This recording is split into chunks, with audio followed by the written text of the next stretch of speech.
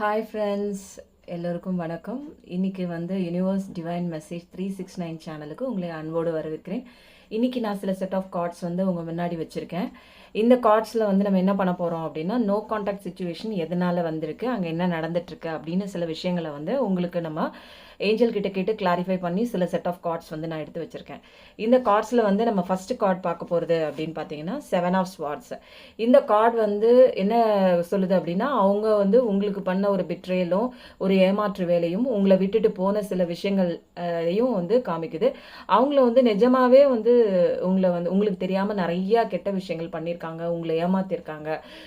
ட்ரிக்கரியாக உங்களுக்கு தெரியாமல் நிறையா விஷயம் உங்கள் முதுகு பின்னாடி உங்கள் கண்களுக்கு அப்பாற்பட்ட நிறையா விஷயங்கள் உங்கள் நாலேஜுக்கு தெரியாமல் நிறையா விஷயங்கள் அவங்க பண்ணியிருக்காங்க. இந்த விஷயங்கள்லாம் அவங்க ஏன் பண்ணாங்க அப்படிங்கிறதெல்லாம் நமக்கு அந்த செக்ஷனுக்கு நம்ம போகல. பட் அவங்க உங்களுக்கு தெரியாமல் பண்ணியிருக்காங்க நிறைய விஷயங்கள். அது இப்போ அவங்களுக்கு எப்படின்னா ஒரு சுமையாக மாறிடுச்சு. என்ன கஷ்டம் அவங்க உங்களை விட்டுட்டு தேடிட்டு போனாங்களோ அது இப்போ பெரிய சுமையாகவும் ஆயிடுச்சு. ப்ளஸ் அவங்களுடைய இப்போ ஃபினான்ஷியல் சுச்சுவேஷனும் அதுவும் ரொம்ப பாதிப்பாக இருக்குது. இப்போ ஹவுஸ் ரெஸ்பான்சிபிலிட்டியும் எல்லாம் சேர்ந்து இப்போ அந்த குழப்பத்தோட பிரச்சனையோட ஒரு ஒரு பென்டக்கிள்ஸ் அதுலேயும் அவங்க ரொம்ப ஸ்ட்ரகிள் பண்ணுறாங்க. ஏன் அப்படின்னா இந்த ஒரு பெரிய சுமை ஒரு எக்ஸ்ட்ரா ரெஸ்பான்சிபிலிட்டி, ஒரு அதிகமான உழைப்பு போடுறாங்க. அவங்களால அவங்க ஃபினான்ஷியலாக அவங்க ஸ்டேபிளாக இல்லை.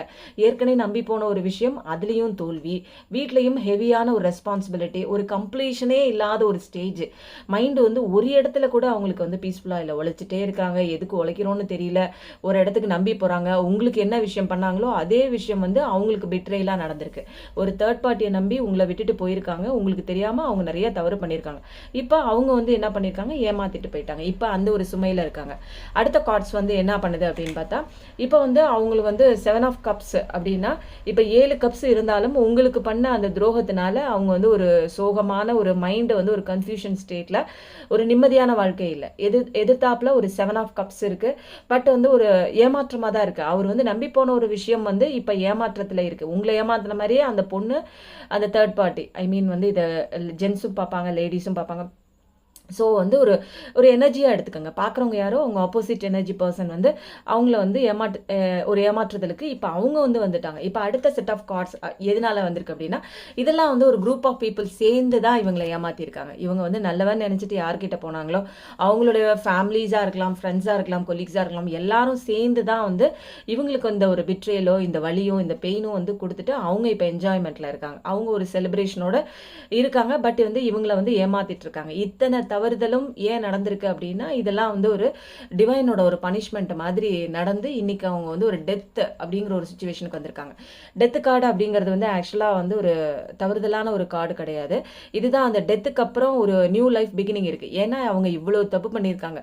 தப்புலேருந்து திருந்தக்கூடியது தான் மனித பிறவி. கடவுள் இத்தனை தவறு பண்ணியிருக்க, இதுலேருந்து திருந்துறதுக்கு உண்டான சான்ஸ் கொடுக்கறதுக்காக தான் இந்த மாதிரி கர்மா திரும்ப அவங்கள போட்டு தாக்குது. ஏன்னா இவங்க பண்ண ஒரு விஷயம் தவறுதலான ஒரு விஷயம் திரும்பவும் இவங்களுக்கே வருது. அப்படிங்கும்போது இவங்க அதுலேருந்து சில விஷயங்கள் கற்றுக்கணும்.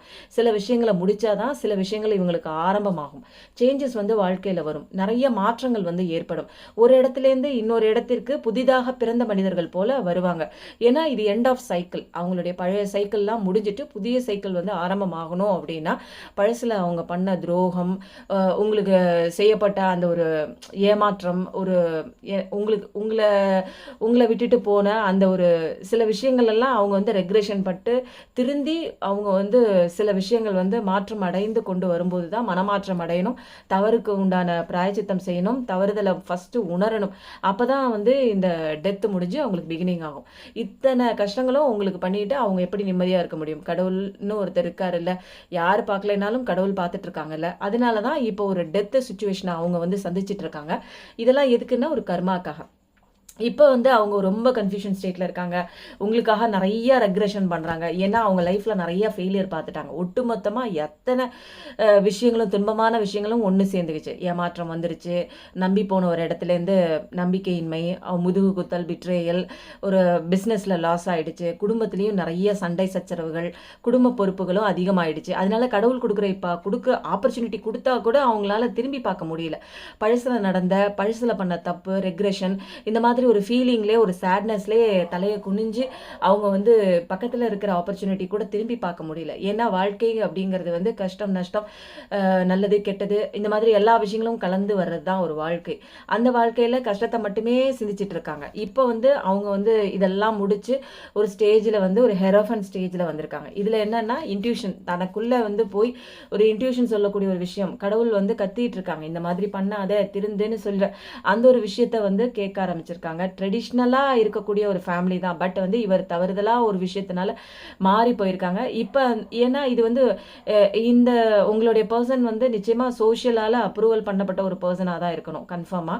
இப்போ வந்து அவர் செஞ்ச விஷயங்களுக்காக மன்னிப்பு கேட்கவும் தயாரா இருக்காங்க. ஒரு ஒரு கருணையோட நம்ம இவ்வளோ தப்பு பண்ணியிருக்கோமே, இந்த கருணையே அற்ற தன்மையோட இருந்திருக்கோமே அப்படின்னு தெளிவான ஒரு ஞானம், ஒரு இன்ட்யூஷன், கடவுள்கிட்டேருந்து நிறைய கைடன்ஸ் வரதெல்லாம் இப்போ வந்து அவர் நிறைய விஷயங்கள் வந்து உள்ளுணர்வோடு நல்லா புரிஞ்சுக்கிட்டு தெளிவான ஒரு சிந்தனையில் இப்போ வந்து நடக்க முயற்சி பண்ணிட்டு இருக்கிறாரு. இப்போ இந்த மாதிரி இருந்தால் மட்டும்தான் அவங்களுக்கு வந்து இப்போ 10 ஆஃப் பென்டக்கிள்ஸ் வந்து ஒரு சுச்சுவேஷன் வந்து அவங்களால ரீச் பண்ண முடியும். கடவுள் கொடுக்குற அந்த டியூஷன் படி கேட்கணும். கேட்டால் தான் அவங்க வாழ்க்கையில் இந்த பணம் சம்மந்தப்பட்ட ஒரு விஷயங்களாக இருக்கட்டும், மெட்டீரியலிஸ்டிக் திங்ஸ் எல்லாம் அவங்க வந்து நிறைய வாழ்க்கையில் வந்து அவங்க பெறதுக்கு உண்டான ஒரு ஆப்பர்ச்சுனிட்டி அவங்களுக்கு வரணும்னா கடவுள் சொல்கிற ஒரு விஷயத்த கேட்கணும். அதுக்கப்புறம் இதில் வந்து அபண்டன்ஸ் படி பார்த்தோம் அப்படின்னு பார்த்தீங்களா, வெல்த் மட்டும் கிடையாது, பிஸ்னஸ்லேயும் அவங்க பெரிய லெவலுக்கு வருவாங்க, ஒரு லீடர்ஷிப் குவாலிட்டியோடு இருப்பாங்க, நிறைய வந்து ஒரு லைஃபே ஒரு செக்யூரிட்டி மாதிரி இருக்கும். எந்த இதுக்குமே வந்து நம்ம அடுத்தவங்களை தேடி போய் நிற்க வேண்டிய இதுவே இல்லை. ஒரு பாதுகாப்பான ஒரு வாழ்க்கை, சந்தோஷமான ஒரு வாழ்க்கை, ஒரு டிசிப்ளினான ஒரு வாழ்க்கை, அபண்டன்ஸான ஒரு வாழ்க்கை, எல்லா செழிப்புமே இருக்குது, அதில் பண கஷ்டமே கிடையாது, எல்லாமே நிறைவாக இருக்குது. ஒரு ஒரு பெருமைப்படுற ஒரு விஷயம் மாதிரி ஒரு பாரம்பரியமிக்க சொத்து சுகத்தோட நல்லா சந்தோஷமா ராஜா வாழ்க்கை மாதிரி இருக்கிற ஒரு சுச்சுவேஷன் வரணும்னா அவங்க இன்ட்யூஷன் சொல்படி கேட்கணும். பழசை நினைச்சிட்டு இருக்கக்கூடாது. அப்பதான் வந்து அவங்களுக்கு வந்து என்னன்னா ஒரு ஒரு அழகான ஒரு குடும்பம் அமையறதுக்கு, ஒரு செலிப்ரேஷனான ஒரு ஃபேமிலி கிடைக்கிறதுக்கு, ஒரு இணக்கமான ஒரு துணை கிடைக்கிறதுக்கும், மேரேஜ் கிடைக்கிறதுக்கும் அவங்க வந்து இந்த ரெக்ரெஷன்லாம் விட்டுட்டு தெளிவாக மெடிடேஷனில் தான் யார், தான் என்ன பண்ணிட்டு இருக்கோம், நம்ம என்ன தப்பு பண்ணோம் அப்படிங்கிறத உணரும் போது தான் ஒரு அழகான ஒரு வாழ்க்கை வந்து அவங்களுக்கு கிடைக்கும். அது வந்து ஒரு வீடு தேடி வரும். அந்த ஒரு அழகான வாழ்க்கை இவங்களா தேடி போக வேண்டிய அவசியம் இல்லை. அவங்களுடைய அந்த ஒரு பிஸ்னஸை பார்க்கும்போதோ, அவங்களுடைய அந்த ஒரு கெரியரை பார்க்கும்போதோ இந்த பழசெல்லாம் மறந்துட்டு அவங்க இதுக்குள்ளே வந்து மைண்டெல்லாம் கிளியர் பண்ணி இன்னர் ஹீலிங் பண்ணி இன்னர் செல்ஃப் லவ்லாம் பண்ணி இதெல்லாம் பண்ணும்போது மட்டும்தான் அவங்களுடைய லைஃப் வந்து ஒரு ஜாய்ஃபுல்லாக இருக்கும். அந்த லைஃப் வந்து பீஸ்ஃபுல்லாக இருக்கணும். இந்த காதல் வாழ்க்கை அப்படிங்கிறது வந்து ஒரு டிவைன்ஃபுல் லவ். ஒரு என்னன்னா ஒரு 2 பேருமே வந்து ஒரு புரிதலுக்கு உண்டான ஒரு கப்பல்ஸாக இருப்பாங்க. அவங்க வாழ்க்கைக்குள்ளே ஒரு பிளிஸ்ஃபுல் ஸ்டேட் இருக்கும். ஒரு என்னென்னா ஆசீர்வதிக்கப்பட்ட ஒரு ரிலேஷன்ஷிப்பாக இருப்பாங்க. கடவுளோட ஆசீர்வாதமே அவங்களுக்கு இருக்கும். எல்லா சந்தோஷமும் இருக்கும். குழந்தைங்க, மகிழ்ச்சி, இன்பம், இன்பக்கடலில் அப்படியே இன்னர் ஹாப்பினஸ், அப்படியே ஒரு சோல்ஃபுல்லாக ஒரு ஹாப்பினஸ்ஸாக இருந்தால் அப்படி இருக்கும். ஒரு லைஃப்பில் எல்லாமே கிடைச்சிட்டா மனுஷனுக்கு எதுவுமே தேவையில்லை. ஒரு ஃபுல்ஃபில்மெண்ட்டான ஒரு வாழ்க்கை, அந்த மாதிரி ஒரு லைஃப் வந்து நிச்சயமாக அவங்களுக்கு வந்து கிடைக்கும். அவங்களுடைய கனவு வாழ்க்கை கைகூடி வர மாதிரி இருக்கும்.